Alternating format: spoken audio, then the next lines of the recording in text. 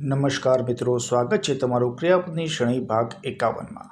આજે આપણો સૌથી પહેલો ક્રિયાપદ છે સડવું અથવા ખવાઈ જવું, જેને અંગ્રેજીમાં કહે છે ડીકે, જેનું સ્પેલિંગ છે DECAY। એનો વર્બ ટુ છે ડિકેડ, જેનું સ્પેલિંગ છે DECAYED। જેનો વર્બ 3 છે ડિકેડ, જેનું સ્પેલિંગ છે DECAYED। આપણો પછીનો ક્રિયાપદ છે મૃત્યુ પામવું અથવા મરણ પામવું, આપણે એમ કહી શકીએ અવસાન થવું, જેને અંગ્રેજીમાં કહે છે ડિસીઝ, જેનું સ્પેલિંગ છે DECEASE। એનો વર્બ ટુ છે ડિસીઝ્ડ, જેનું સ્પેલિંગ છે DECEASED। જેનો વર્બ 3 છે ડિસીઝ્ડ, જેનું સ્પેલિંગ છે DECEASED। આપણો પછીનો ક્રિયાપદ છે વિકેન્દ્રીકરણ કરવું, જેને અંગ્રેજીમાં કહે છે ડિસેન્ટ્રલાઇઝ, જેનું સ્પેલિંગ છે DECENTRALIZE।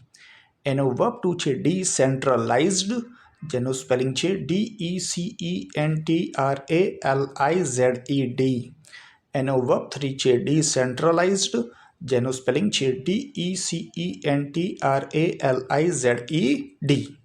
આપણો પછીનો ક્રિયાપદ છે દશાંશ પદ્ધતિમાં ફેરવવું, જેને અંગ્રેજીમાં કહે છે ડેસિમલાઇઝ, જેનું સ્પેલિંગ છે DECIMALIZE। એનો વર્બ ટુ છે ડેસિમલાઇઝ્ડ, જેનું સ્પેલિંગ છે DECIMALIZED। એનો વર્બ 3 છે ડેસિમલાઇઝ્ડ, જેનું સ્પેલિંગ છે DECIMALIZED। આપણો પછીનો ક્રિયાપદ છે નીચે પડવું, સૂરજનું અસ્ત પામવું અથવા કોઈ વસ્તુ માટે ના પાડવી અથવા અસ્વીકાર કરવો, જેને અંગ્રેજીમાં કહે છે ડિક્લાઇન, જેનું સ્પેલિંગ છે DECLINE। એનો વર્બ ટુ છે ડિક્લાઇન્ડ, જેનું સ્પેલિંગ છે DECLINED। જેનો વર્બ 3 છે ડિક્લાઇન્ડ, જેનું સ્પેલિંગ છે DECLINED।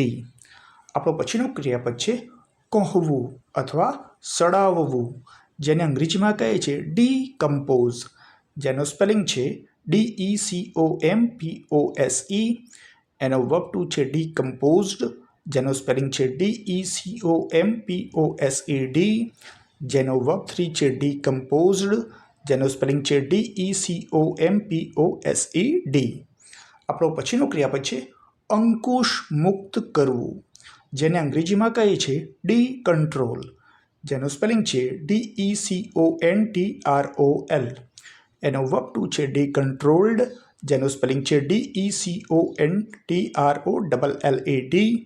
જેનો વર્બ 3 છે ડીકન્ટ્રોલ્ડ, જેનું સ્પેલિંગ છે DECONTROLLED।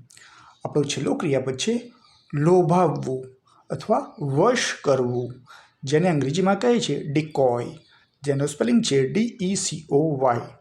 એનો વર્બ ટુ છે ડિકોઇડ, જેનું સ્પેલિંગ છે DECOYED। જેનો વર્બ 3 છે ડિકોઇડ, જેનું સ્પેલિંગ છે DECOYED। આ સાથે આજનો વિડીયો અહીં સમાપ્ત કરીએ છીએ। નમસ્કાર।